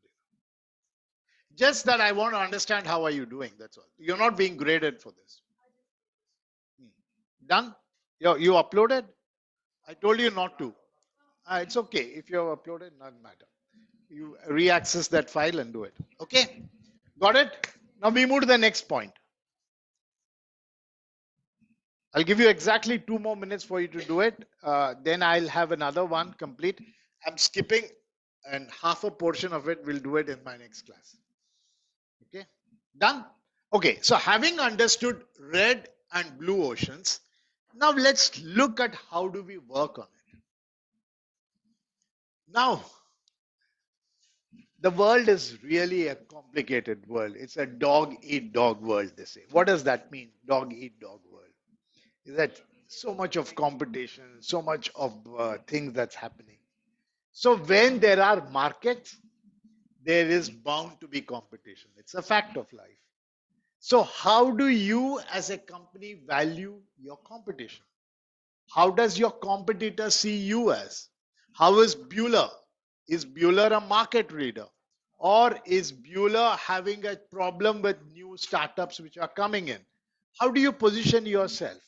Is that, will you be able to sustain over the next 10 years? Or will you fail? Or is other companies doing something that you don't know about? And overnight you could be caught unaware and Bueller has to face the challenges for it.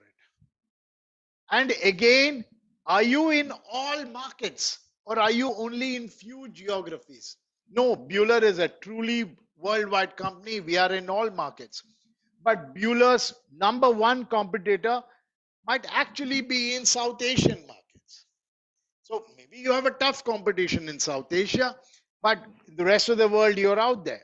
So if I know so much about the Bueller's competition and I have a lot of money, I would go to that South Asian company and say, here, take $100 million. Let's compete with Bueller worldwide. So how do I understand how each company behaves? How do I, as an investor, find out where to put my money in? So there are two conversations we are doing. Listen to me carefully. One is, where am I in this whole market share, market dominance? Who is behind me? Who is number two? Can I really run that marathon race and always be number one? Or all these startups coming and are going to overtake me on the longer run? Or am I an uncontested market shareholder with 90% market share for Microsoft Windows? Do you think it's going to remain like that for a long time? Don't know. Or do you think there's somebody else coming up? Or I believe that I've noticed this new company which is going to really, like Zoho. I don't know if you heard of a company called Zoho, the Chennai based company. Lots of nice things I hear about that company. I really believe there's somebody behind him. He would do wonders. So let's say I had a deep pocket. I would go to Zoho and say, here's $100 million. Go, man, give Google and whoever it is a challenge for the things. So what we are now trying to do, we did a SWOT analysis. We did a VRI. Well, that's all internal. Then we looked at which market are we in. Is it a market where blood will shed, or I'll have a cool ice fountain in the blue? And now, how does the market see me? Where am I in this market? So this is known as the Gardner's Magic Quadrant. Now the Gardner's Magic Quadrant has two parameters. Very important, two parameters. One is completeness of vision. The second is the ability to execute. Now I asked you to write a vision statement. I'm going to take you as an example and I keep referring to you. So I tell him, write a vision statement. He says, sir, I don't know all this vision statement nonsense.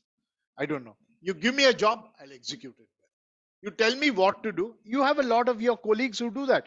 Even go and tell your boss, business plan, marketing is not my headache. तुम बोलो क्या करना है मैं करूंगा. So there are those who have an ability to execute, but they don't have the vision. But there are those guys who sit out there and say, we should do this, we should do that, ये करना है, भारत को number one लाना है, $5 billion market होना है, $5 trillion होना है. They do this, but they're not moving out of their chair. Right? So a company cannot exist on only one thought. A best company is the one which has completeness of vision. I know exactly how I'm going.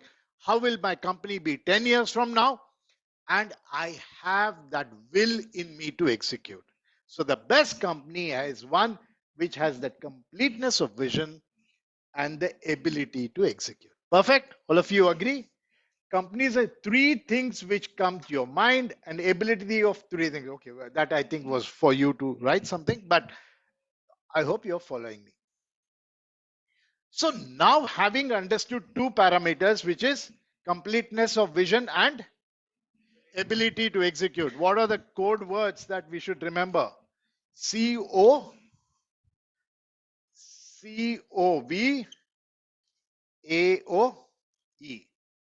What does COV stand for?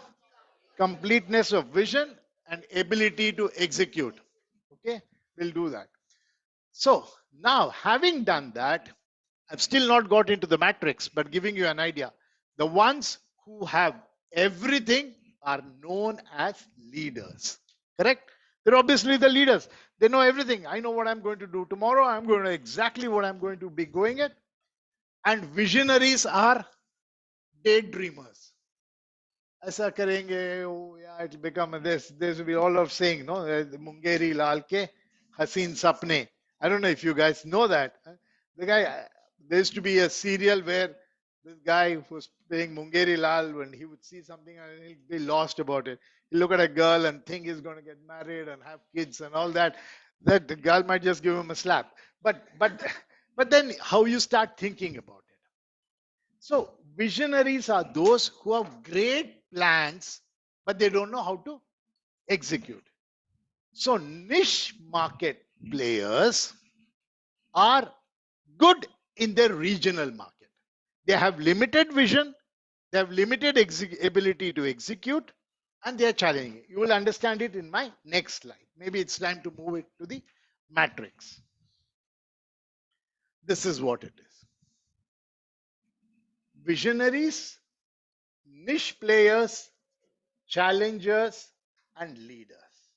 Leaders have completeness of vision and have the ability to execute. They are 10 out of 10 on both the categories. Visionaries have great plans, but they are not able to execute. Niche players are the ones who are sitting in that small, soft spot, sweet spot. They have reasonably okay on the vision, they're reasonably okay on the execution. But challengers are those who have the ability to execute, but they're not getting out there. One best example of looking at it, I think I have one example out here. Can you think of an example?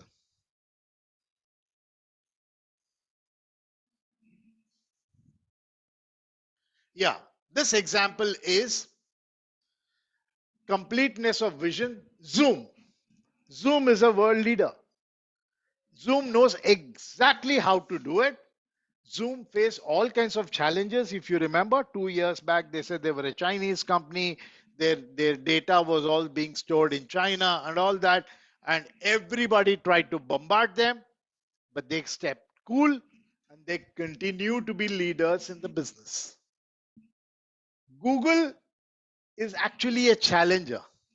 If Google makes up their mind, overnight it's possible for them to dethrone Zoom.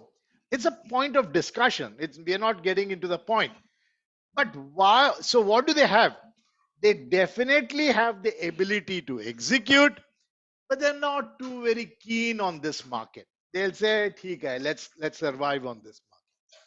Or if you want to switch over from that, we will say that leaders at this stage, there's probably no leader at this stage, but if you look at the electric two-wheeler market, if you look at the electric two-wheeler market, TVS and Bajaj could be sitting out here. Mr. Bajaj, where's Mr. Bajaj? Okay, so could be make up their mind. They have a plant, they have the thing, they have 50 years of profitability. They make up their mind and they can really come and get into this market. In my opinion, this small niche market is Ather. Ather is doing well. Ather cannot produce in the scale that the demand is there. I think Ather has got more demand than the supply, right? Maybe, without getting too much of a detail. Yeah, huh? No, hang on. In my opinion, Ola 6 months back was not the leader because Ola was a visionary.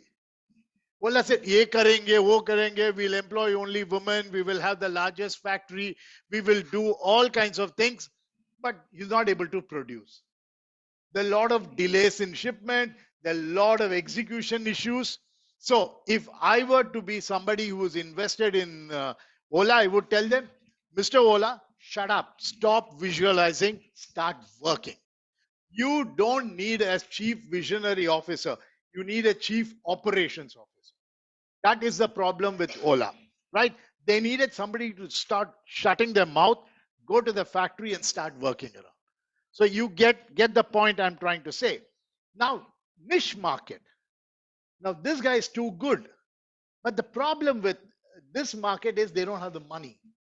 They don't have the money. So if you're an investor, you would want to, obviously, the leader doesn't want your money because he's a leader. Zoom doesn't want your money. Google doesn't want your money because he's saying time pass. I really don't believe this market is out there. So these two are the ones you may want to invest so that you can challenge the thing. So remember that you have two things to talk about, which is challengers, leaders, niche markets, and visionaries. Okay, right? Get it? Any questions on this? Make sense? Now, just go back to your Google form. Give me any one example that comes to your mind. You cannot use the example that I gave you, which is Zoom and what else? The electric market. Think of anything and fill in that form to tell me that you understood this. Sir, one I just question want to here. make sure that you. Yes, please. Yeah, can you go back to the previous slide once? I had one doubt there.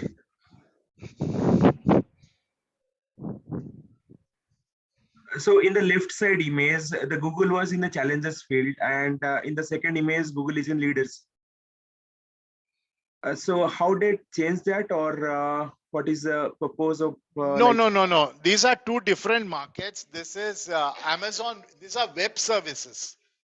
Okay. The second one is web services. The other one is whatever it's called. The what is it called? The what are Zoom? Yeah, kind of online meeting platforms versus Amazon web services. There's a different category. Okay, sir. Thank you. Yeah, you can. Are you clear online, Mister? Yes, sir. Yeah, there are two different examples that I gave you. Yeah, they're targeting different markets, and one. Yeah, there are place is different challenger, markets one and place is different leader. examples. Yeah, correct. Yeah. Just take 5 minutes out. The idea is that one is to nod your head and second is to fill in up something. Okay. So, and what I'll do is over the next couple of days, I'll look at your slide and see how innovative are you. The one who's more innovative obviously stands top on that list. Okay. That'll give me 10, 20 minutes. How far can I go on 20 minutes? So this is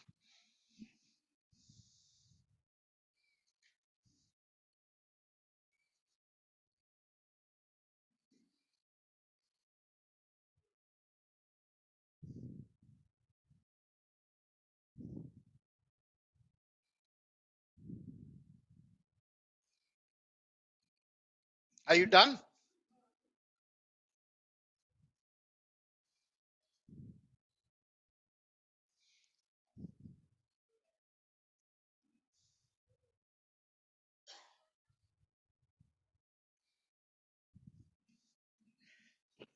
Done?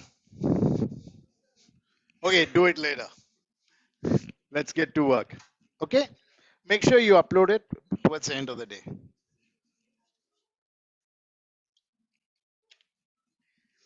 Now we're going to spend time on maybe the next 20 minutes to go across the 4 P's. And what are the 4 P's? We said place, product and place. So let's do product and place today. Product and place today. Yeah, good. Somebody said promotion. Somebody said promotion. The other was price.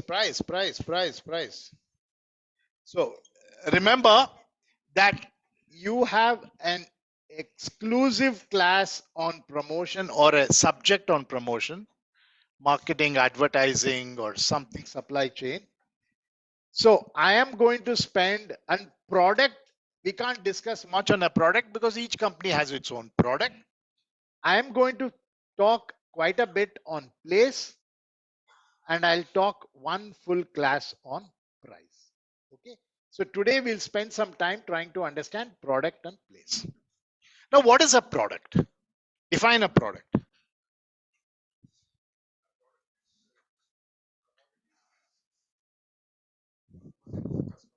Use. Can I feel the product? So a product is one that can only be felt. Used by a guy. It can also be a service, right? You get it. It could be a physical product. It could just be a service. And what I'm delivering to you is also a product, right? It's a non-tangible product. You can't feel it. Yeah. So so products come as two categories. Is that they are either tangible products or intangible. Tangible products are the products that you get to physically feel and look at it. So now, how do you differentiate between two products, and how does your product become a better product compared to, maybe the next slide is more clear.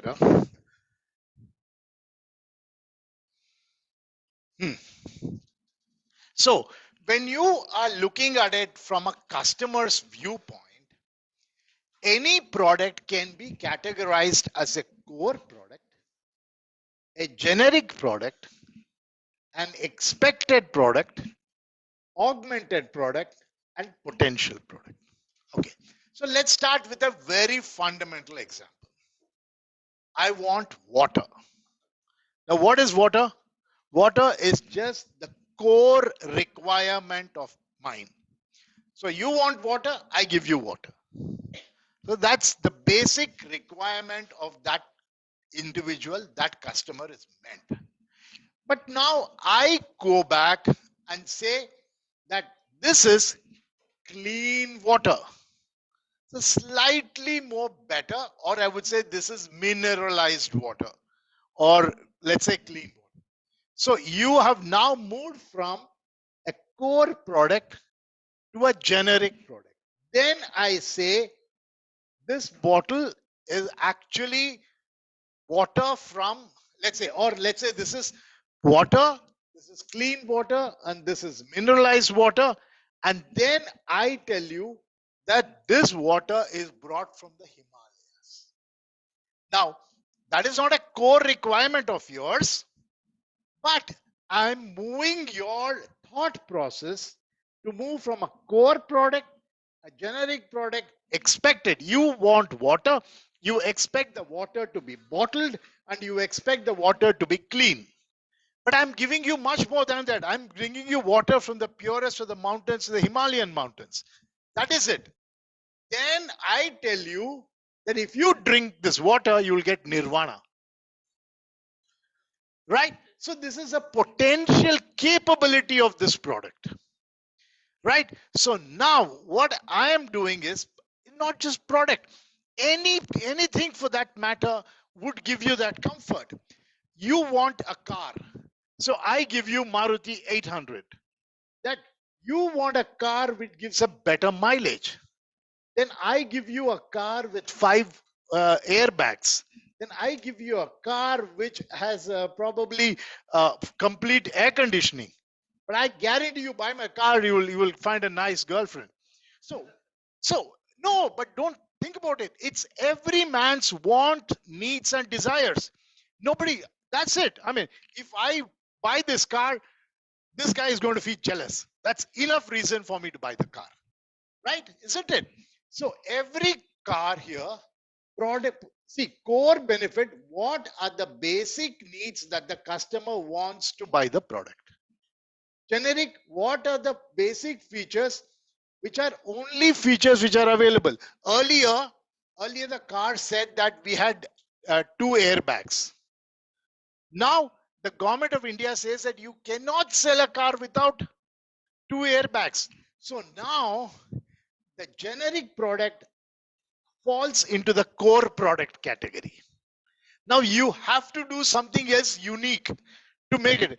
My car is power steering. Power steering is default. Now you cannot have a car without power steering. So this expected product is that gives you better mileage. So as in one, the customer becomes educated, these things keep falling into it, and you have to create new reasons for the customer to be happy, right? So this is what is known as the Kotler's product of 5 more levels. Are you all following me? Can you think of an example? Think of an example and give me 5 levels. Any one of you? No. So act deodorant, let's look at it from the very basic. Yeah, so where is that? That's eventually here. So this is, it's a sweaty afternoon. I need a basic perfume. It's the core product. That perfume is in a 50 ml bottle. You don't have to pay more for it. That's the added benefit. Then the second is I give you in 5 different flavors, and hence you can really choose it. And then the augmented product is, this is of course Shah Rukh Khan promises you that like the beehives and the bees and the butterflies, they'll all come together, right? Butterflies. Okay, so this is what is the generic product. We'll not spend too much time about it but you must understand that you could be asked a question in your thing. Oh, I really have to move to. I promised somebody that I'll do the assignment part of it. Okay. You slept. You're waiting for 10 minutes before. Okay. So we'll do the assignment part. I think I should. And then come back and do this.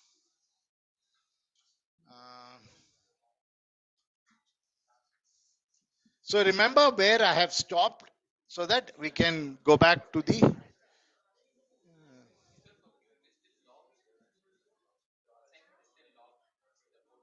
Because I didn't want to open it till today or something like that. Because no point in opening it up before I have explained to you. Okay. Time out.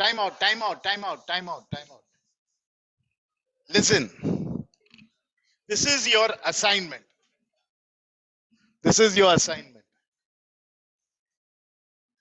We, from business histories, we know that multinationals fail. We read about a lot of companies which failed because the newer competitor comes and kills you.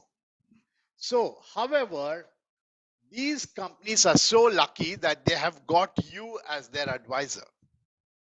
It's your job to advise these companies. Who are these companies? Yeah, they could be in Red Sea. You could actually ignore this part of it. You need to select from Patanjali, Future Group, Z5, Netflix. You can read all of them, right? And select any one company. Select any one company and tell me in section A what went wrong and why they failed. Why did BSNL fail? Why do you think Kodak failed?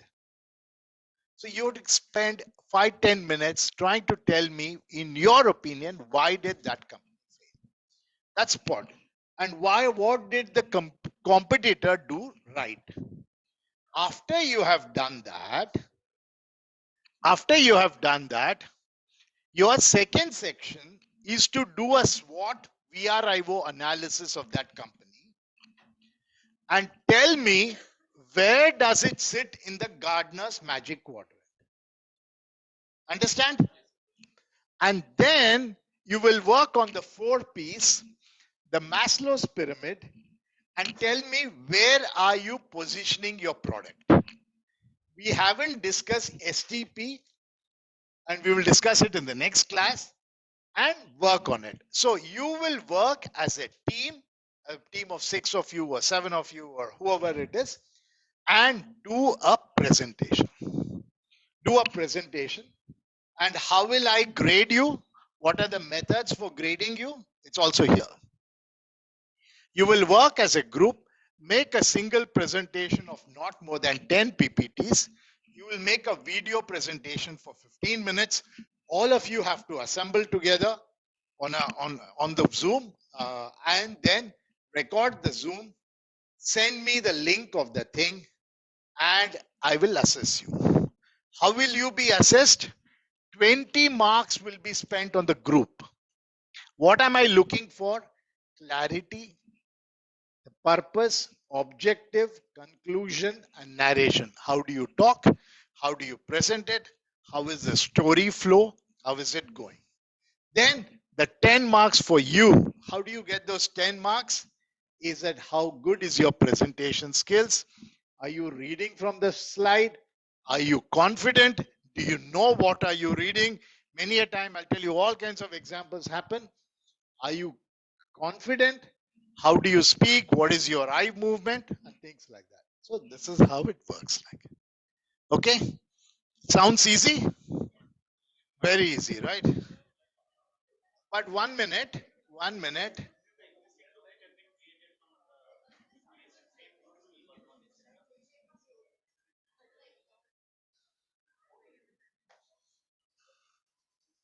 Wait. The groups are ready, right?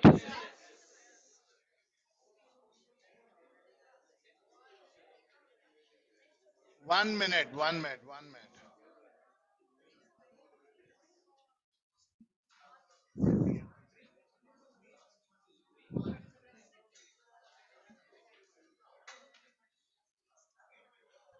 Okay. Example.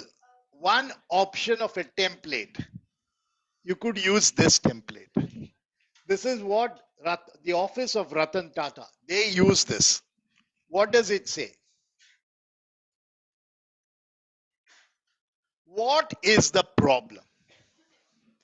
What is the problem that you are trying to solve?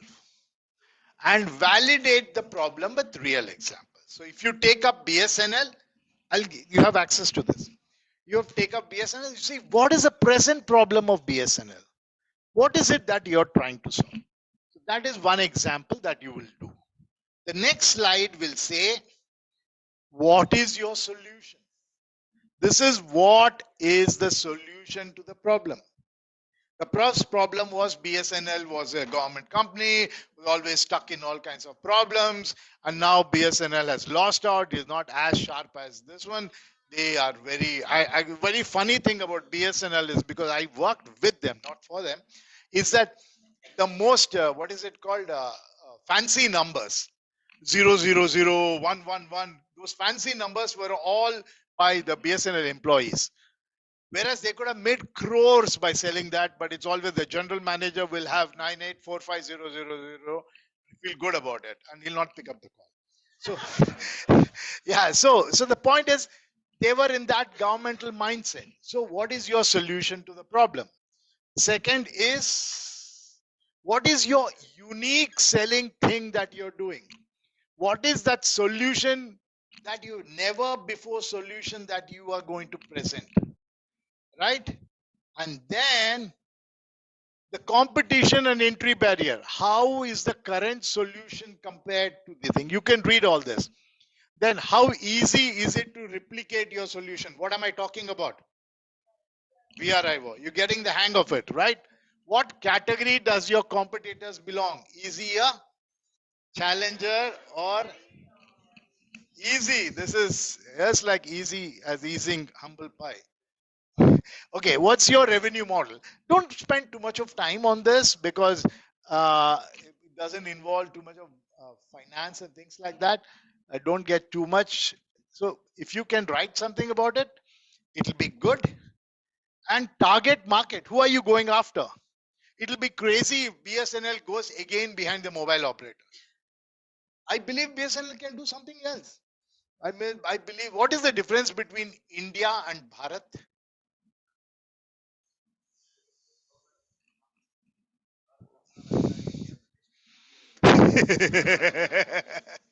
What is the difference between India and Bharat from a marketing perspective? The marketing perspective, India is that metro, Bharat is the smaller towns. That's what they normally refer to in a marketing jargon. Is that so? Bharat is a huge market, right? You still have an untapped market of Bharat, which in yes. So who is your target market? And what is the age? We'll talk all these parameters in the next class. Then you talk about your product and service. Milestones don't bother. Funding don't bother. And team. You may want to introduce your team. If this is a team, we might say he's a chief marketing officer. She is a chief finance officer. You might want to make it sound like this, right? So this is what is your presentation. Clear?